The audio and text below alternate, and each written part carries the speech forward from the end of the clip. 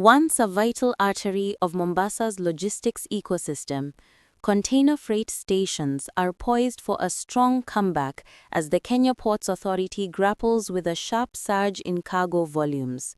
The resurgence of CFSs follows KPA's urgent efforts to decongest the port's yards, driven by soaring transit traffic and the anticipated spike in imports ahead of the festive season, a period historically marked by intense logistical pressure. In a joint directive issued by KPA and the Kenya Revenue Authority after consultations with key industry stakeholders, all overstayed Mombasa-bound cargo will now be relocated to Mombasa-based CFSs for clearance. Similarly, Nairobi-bound cargo will be redirected to Nairobi, where CFS operations are also active.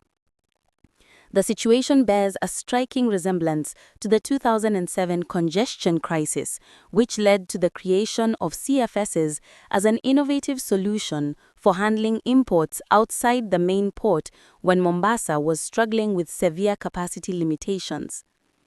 The introduction of CFSs at that time gave KPA the breathing space needed to implement major expansion projects, including dredging of the channel, deepening and extension of berths, and the construction of the second container terminal, all undertaken during the tenure of the late Managing Director, Mr. Gichiri Dua.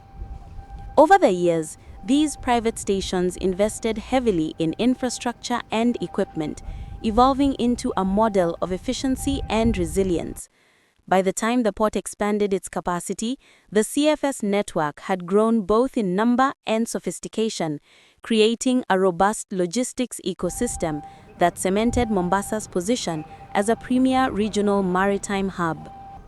Originally, the CFS business model relied on storage fees accrued after the 7-day free clearance period, an arrangement that proved unsustainable in a more efficient cargo flow environment.